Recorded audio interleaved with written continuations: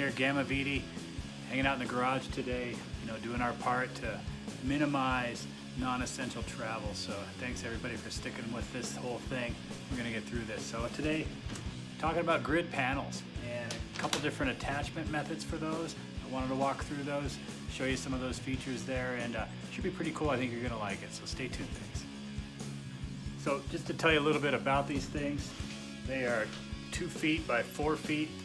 They have interlocking sides, so they kind of snap together. So we're looking here, this is an FJ60 rack. It's actually got about 3.5 of them. I trimmed that front one so that it could fill the entire rack. So most of our racks are gonna hold at least 3 of these all together. You can of course get a 4th and trim it if you wanna go all the way. So really nice. Most guys are running 2 of these. So you get a nice 4x4 area, put all your bags on there, loose items, and then just throw a net over there at bungees. They work really well. Of course you can sit on here, stand on here, you can put a chair up there. So they work pretty cool. And the nice thing is that they don't weigh much, about 8 pounds per panel. And they come on and off really easy. I'll show you how to do that. Okay, so if you're choosing to bolt on your grid panel, a couple different methods that you're going to use for doing that. One is using these large, it's about a 2-inch 3/8 stainless bolt. That slips through the grid with a fender washer. Then we have these aluminum spacers. That's going to go next. And what's that designed to do is to raise the plane of the top of this plate even with the top of that crossbar. So that's what we use that spacer for. So that slips on there, and that's going to go through. And then you're going to have your normal washer, lock washer, and nut, which you're used to seeing from everywhere else on your rack. It's all the same hardware. You'll just set that on the bottom of the plate. So pretty straightforward there. Along the interior of the rack on one of these bars, we're using one of these pipe clamps. It goes around. We got a 1-inch long, 1/4-20 stainless bolt. Again, another fender washer.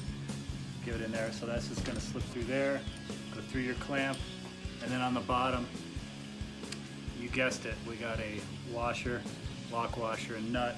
It's going to go on the bottom side to secure that. So when bolting these up, I generally will do 2 on opposite ends, 2 bolts going through the plates, and then probably 2, maybe 3 across one of the crossbars, and that is plenty to hold this thing down. And that brings us to our 3rd attachment point, my favorite, these little plastic clips. So same guys that we're using on the fairings can also be used on the grid panels.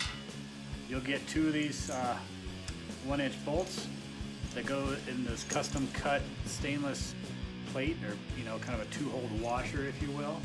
Those are going to slip through the rack or the grid panel, and then that plastic panel is just going to go right under there and be secured with 2 of these little stake nuts. So they got the little teeth on the back sides, so when you tighten them down you don't really need to use a wrench. You just tighten those down. So I do a minimum of 4 per panel. On a sunroof cover I'll kind of do 6, so I can hit those other 2 sides too, and it's really secure. You get them nice and tight, and these things they stay put really well. So I'll show you a couple examples of that. Lining these up, little interlocks, and then snapping one snap down and the other. So they're in there really nice. Now I of course had all this set up beforehand. It took me about an hour to get all 4 of these on here, but these guys, they're all pushing in opposite directions, right? So if I grab one of these panels, I'm lifting this whole rack by the panel. So really, they're on there. When I want it off, I gotta really, you gotta pull it off. So I wouldn't worry about it too much, but there's some tips we can do if you really want to ensure that these things don't fly off. So yeah, for the belt and suspenders approach, one method is get a roll of these Velcro strips. They make these for securing wires and things like that, but boy, a few of these together, they actually work pretty good. You just kind of loop one around the rack and the grid panel, put that strap around it, and it just gives you a little bit of extra.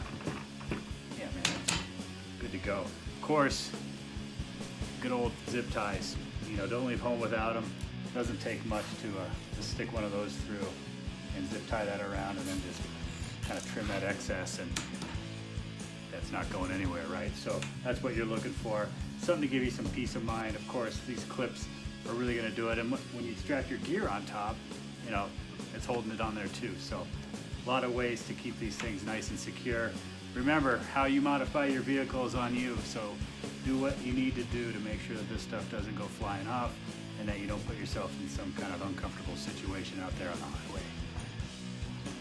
So then here's one of these guys set up on one of our sunroof openings on a rack, and just to give you an idea how this is on here. There we go. Okay. And as you can see, I'm running the kind of the 6, so one on every wall of that rectangle, 2 on the long wall. So really working well to keep that sunroof opening covered. Gives me a nice pergola appearance inside. Of course, I can put some light items on top of it, so this works really well in front of a rooftop tent. One last shot here of the fairing. So on this 60 rack, we gave it the new super slim fairing. Snaps on. I had to cut a couple notches here just to give the clips a little bit of clearance. Not a big deal. This thing is still super good to go. So works pretty good. If you go all the way up front, you have a little bit of a project to do, but nothing you can't handle. So works really good. So anyway, grid panels, man. This light is terrible. So yeah, grid panels.